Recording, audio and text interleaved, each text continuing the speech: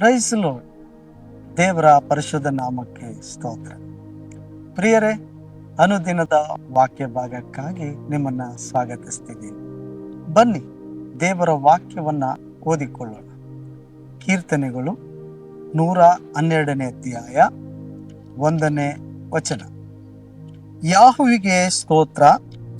ಯಾವನು ಯೆಹೋವನಲ್ಲಿ ಭಯಭಕ್ತಿ ಉಳ್ಳವನಾಗಿ ಆತನ ಆಜ್ಞೆಗಳಲ್ಲಿ ಅತ್ಯಾನಂದ ಪಡುವನೋ ಅವನೇ ಧನ್ಯನು.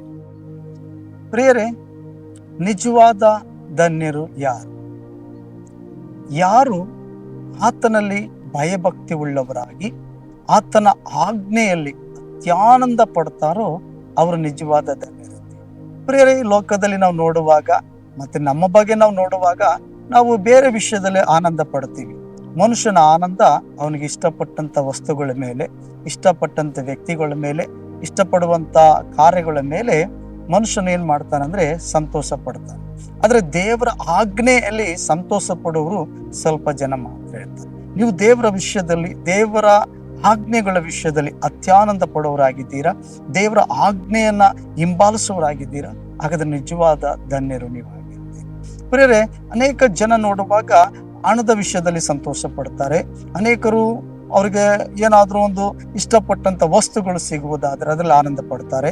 ಅಂದ್ರೆ ಲೌಕಿಕವಾಗಿ ಮನೆ ವಿಷಯದಲ್ಲಿ, ಹಣದ ವಿಷಯದಲ್ಲಿ, ಅಥವಾ ಒಂದು ಒಳ್ಳೆ ಮೊಬೈಲ್ ಅವ್ರಿಗೆ ಸಿಗೋದಾದ್ರೆ, ಅಥವಾ ಒಳ್ಳೆ ಬೈಕ್ ತೆಗೆದುಕೊಳ್ಳೋದಾದ್ರೆ, ಅಥವಾ ಅವ್ರು ಇಷ್ಟಪಟ್ಟಂತ ವ್ಯಕ್ತಿಗಳು ಅವ್ರಿಗೆ ಜೀವಿತದಲ್ಲಿ ಸಿಗುವುದಾದ್ರೆ, ಅವ್ರು ಅನ್ಕೊಂಡಂತ ಕಾರ್ಯಗಳು ನಡೆಯುವಾಗ ಅವ್ರು ಆನಂದ ಪಡ್ತಾರೆ. ಕೆಲವರಿಗೆ ಅವ್ರಿಗೆ ಇಷ್ಟಪಟ್ಟಂತ ಆಹಾರ ಅವ್ರಿಗೆ ಸಿಗುವಾಗ ಆನಂದ ಆಗ್ತದೆ, ಸಂತೋಷ ಆಗ್ತದೆ. ಆದ್ರೆ ದೇವರ ಆಜ್ಞೆಗಳಲ್ಲಿ ಏನಂತೆ ಅನೇಕ ಜನ ಸಂತೋಷ ಪಡಲ್ಲ. ನಾವು ದೇವರ ಮಕ್ಕಳೇ ಆಗಿದ್ದೀವಿ, ಆದ್ರೆ ದೇವರ ಆಜ್ಞೆಗಳ ವಿಷಯದಲ್ಲಿ ಎಷ್ಟು ನಾವು ಸಂತೋಷ ಪಡುವವರಾಗಿದ್ದೀವಿ, ಎಷ್ಟು ನಾವು ಆನಂದ ಪಡುವವರಾಗಿದ್ದೀವಿ. ದೇವರ ವಾಕ್ಯ ಹೇಳ್ತದೆ, ಆತನಲ್ಲಿ ಭಯಭಕ್ತಿ ಉಳ್ಳವರಾಗಿ ಆತನ ಆಜ್ಞೆನ ಅನುಸರಿಸುವವರು ನಿಜವಾಗ್ಲೂ ಧನ್ಯರಂತೆ. ಹಾಗಾದ್ರೆ ಆತನ ಆಜ್ಞೆಯಲ್ಲಿ ನಾವು ಸಂತೋಷ ಪಡಬೇಕು. ನಾವು ವಾಗ್ದಾನ ವಿಷಯಗಳಲ್ಲಿ ಸಂತೋಷ ಪಡ್ತೀವಿ, ದೇವರು ನಮಗೆ ವಾಗ್ದಾನ ಮಾಡಿದ್ದಾನೆ ಎಂಬುದಾಗಿ. ದೇವರು ಪ್ರವಾದನೆಗಳು ನಮಗೆ ನುಡಿಯುವಾಗ ದೇವರು ಪ್ರವಾದನೆಗಳ ವಿಷಯದಲ್ಲಿ ನಾವೇನ್ ಮಾಡ್ತೀವಿ, ಆನಂದ ಪಡ್ತೀವಿ. ಆದ್ರೆ ದೇವರು ಆಜ್ಞೆ ಮಾಡಿದ್ದಾನೆ, ದೇವರಿಗೆ ಇದು ಇಷ್ಟ ಇಲ್ಲ, ದೇವರು ನನಗೆ ತಿಳಿಸಿದ್ದಾನೆ, ಇದು ದೇವರಿಗೆ ಮೆಚ್ಚದೇ ಇರುವಂತ ಕಾರ್ಯ ಎಂಬುದಾಗಿ ದೇವರ ಇಷ್ಟ ಇಲ್ಲದಂತ ಕಾರ್ಯಗಳನ್ನ ಬಿಡುವುದ್ರಲ್ಲಿ ನಾವು ಎಷ್ಟು ಆನಂದ ಉಳ್ಳವರಾಗಿದ್ದೀವಿ. ಮತ್ತೆ ದೇವರು ನಡೆಸುವಾಗ, ದೇವರು ಮಾತನಾಡುವಾಗ ಮತ್ತೆ ಇದು ದೇವರಿಗೆ ಇಷ್ಟವಾಗುವಂತ ಕಾರ್ಯ ಎಂಬುದಾಗಿ ನಾವು ಹೇಗೆ ನಾವು ಆನಂದ ಪಟ್ಟು ಆತನ ಮಾತನ್ನ ಸಂತೋಷವಾಗಿ ನೆರವೇರಿಸ್ತಿದ್ವಿ. ಮತ್ತೆ ಅನುದಿನದ ಜೀವಿತದಲ್ಲಿ ಹೇಗೆ ಆತನ ವಾಕ್ಯಕ್ಕೆ ವಿಧೇಯರಾಗುವ ಮೂಲಕವಾಗಿ ನಾವು ದೇವರ ಆಜ್ಞೆಯಲ್ಲಿ ಸಂತೋಷ ಪಡ್ತಿದ್ದೀವಿ ಎಂಬುದಾಗಿ ನಾವು ಪರೀಕ್ಷಿಸಿಕೊಳ್ಳಬೇಕು ಪ್ರೇರೆ. ಆದ್ರಿಂದ ನಾವು ಇವತ್ತಿನ ದಿನಮಾನದಲ್ಲಿ ನೋಡುವಾಗ ದೇವರಲ್ಲಿ ಭಯಭಕ್ತಿ ಉಳ್ಳವರು ಕಮ್ಮಿ ಆಗ್ತಾ ಬರ್ತಿದ್ದಾರೆ. ಮತ್ತೆ ದೇವರ ಭಯ ಭಕ್ತಿ ಕಮ್ಮಿ ಆಗ್ತೈತಿ. ಮನುಷ್ಯನೊಳಗಡೆ ದೇವರ ಭಯ ಹೋಗಿ ಲೌಕಿಕವಾದ ಭಯ, ಭವಿಷ್ಯದ ಭಯ, ಮತ್ತೆ ಹಣದ ಭಯ, ಜೀವಿತದ ಭಯ, ಮರಣದ ಭಯ, ಹೀಗೆ ಅನೇಕ ಭಯಗಳು ಆವರಿಸ್ಕೊಳ್ತಿದೆ. ಆದ್ರೆ ನಮ್ಮೊಳಗಡೆ ಇರ್ಬೇಕಾಗಿರೋದು ದೇವರ ಭಯ. ಹಾಗಾದ್ರೆ ಪ್ರೇರೆ, ನಾವು ದೇವರಿಗೆ ಭಯಪಟ್ಟು ಆತನ ಆಜ್ಞೆನ ಅನುಸರಿಸೋದಾದ್ರೆ ನಿಶ್ಚಯವಾಗಿ ನಾವು ಆಶೀರ್ವದಿಸಲ್ಪಡ್ತೀವಿ. ನೋಡಿ, ಯೋಸೇಫನು ತನ್ನ ಜೀವಿತದಲ್ಲಿ ಶೋಧನೆಗಳು ಬಂತು, ಶ್ರಮೆ ಬಂತು. ಆದ್ರೆ ಪಾಪ ಮಾಡುವಂತ ಶೋಧನೆ ಬಂದಾಗ್ಲೂ ದೇವರಲ್ಲಿ ಅವನು ಭಯ ಭಕ್ತಿ ಉಳ್ಳವನಾಗಿರೋದ್ರಿಂದ ಆತನು ಏನ್ ಮಾಡ್ದ ಅಂದ್ರೆ ಪಾಪವನ್ನ ಬಿಟ್ಟು ಓಡಿ ಹೋದ, ತಪ್ಪಿಸಿಕೊಂಡು ಪ್ರೇರೆ. ಹೌದಲ್ವಾ? ಅದೇ ರೀತಿಯಾಗಿ ಆತನು ದೇವರ ಆಜ್ಞೆನ ಅನುಸರಿಸಿದ್ರಿಂದನೇ ಆತನು ಉನ್ನತ ಸ್ಥಾನಕ್ಕೆ ಬಂದ. ನಮ್ಮ ಜೀವಿತದಲ್ಲಿ ಅನೇಕ ಹೋರಾಟಗಳು, ಅನೇಕ ಸಮಸ್ಯೆಗಳು ಬರ್ತದೆ. ಆದ್ರೆ ದೇವರ ಭಯ ಭಕ್ತಿ ನಾವು ಉಳ್ಳವರಾಗಿ ನಾವು ಇರೋದಾದ್ರೆ, ದೇವರ ಭಯ ಭಕ್ತಿಯಿಂದ ಜೀವಿಸೋದಾದ್ರೆ ಅದು ನಮ್ಮನ್ನ ದೇವರ ಆಜ್ಞೆ ಕಡೆಗೆ ನಡೆಸ್ತದೆ.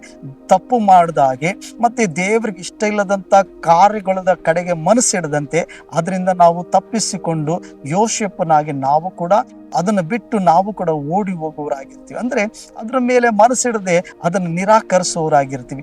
ದೇವರ ಭಯ ನಮ್ಮನ್ನ ಕೆಟ್ಟತನದಿಂದ ದೂರ ಮಾಡ್ತದೆ. ದೇವರ ಭಯ ಇಲ್ಲ ಅಂದ್ರೆ ನಾವೇನ್ ಮಾಡ್ತೀವಿ ಅಂದ್ರೆ ನಿಜವಾಗ್ಲೂ ಕೂಡ ದೇವ್ರಿಗೆ ಇಷ್ಟ ಇಲ್ಲದಂತ ಕಾರ್ಯಗಳ ಮೇಲೆ ಮನಸ್ಸಿಟ್ಟು ಜೀವಿಸುವವರಾಗಿರ್ತೀವಿ. ಆದ್ರೆ ದೇವರ ವಾಕ್ಯ ಹೇಳ್ತದೆ, ನಿಜವಾದ ಧನ್ಯರು ಯಾರು, ದೇವರು ನಿಜವಾಗ್ಲೂ ಯಾರನ್ನು ಆಶೀರ್ವದಿಸ್ತಾನೆ, ಹಾಗಾದ್ರೆ ಆತನಲ್ಲಿ ಭಯಭಕ್ತಿ ಉಳ್ಳವರನ್ನ, ಮತ್ತೆ ಆತನ ಆಜ್ಞೆಯಲ್ಲಿ ಸಂತೋಷ ಪಡುವವರನ್ನ. ಹಾಗಾದ್ರೆ ನಾವು ದೇವರ ಆಜ್ಞೆಯಲ್ಲಿ ಸಂತೋಷ ಪಡೋದಕ್ಕಾಗಿ ಒಪ್ಪಿಸಿಕೊಡೋಣ. ದೇವರ ವಾಕ್ಯದ ಪ್ರಕಾರ ಜೀವಿಸೋದಕ್ಕೆ ನಾವು ಒಪ್ಪಿಸಿಕೊಡೋಣ. ದೇವರ ಮಾತಿಗೆ ನಾವು ವಿಧೇಯರಾಗೋದಕ್ಕಾಗಿ ನಾವು ಒಪ್ಪಿಸಿಕೊಡೋದಾದ್ರೆ, ನಾವು ಅದು ನಮಗೆ ಆನಂದವಾಗಿದ್ರೆ, ದೇವರ ಕಟ್ಟಳೆಗಳೇ ನಮಗೆ ಆಶ್ರಯವಾಗಿದ್ರೆ, ನಿಜವಾಗ್ಲೂ ಕೂಡ ನಾವು ಧನ್ಯರಾಗಿರ್ತೀವಿ. ಹಾಗಾದ್ರೆ ಬನ್ನಿ ಪ್ರಾರ್ಥನೆ ಮಾಡೋಣ ಪ್ರಿಯರೇ. ನಾವು ನಮ್ಮ ಮನಸ್ಸನ್ನ ಚಂಚಲ ಮಾಡಿಕೊಳ್ಳದೆ ಅಥವಾ ದೇವರ ಭಯ ಭಕ್ತಿ ಇಲ್ಲದವರಾಗಿ ಜೀವಿಸದೇನೆ, ದೇವರ ಆಜ್ಞೆಯನ್ನ ಧಿಕ್ಕರಿಸದೇನೆ ದೇವರ ವಾಕ್ಯಕ್ಕೆ ವಿಧಿರಾಗಿ ನಡ್ಕೊಳ್ಳೋಣ. ಯಾಕಂದ್ರೆ ದೇವರ ಆಜ್ಞೆಯನ್ನ ಅತಿಕ್ರಮಿಸಿಕೊಳ್ಳೋದು ಪಾಪ ಅಂತ ವಾಕ್ಯ ಹೇಳ್ತದೆ, ಹೌದಲ್ವಾ? ಆದ್ರಿಂದ ದೇವರ ವಾಕ್ಯಕ್ಕೆ ಅವಿಧೇಯರಾಗದಂತೆ ನಾವು ನಮ್ಮ ಕುಟುಂಬದಲ್ಲಿ ದೇವರ ಆಜ್ಞೆಗಳನ್ನ ನೆರವೇರಿಸುವವರಾಗಿರೋಣ.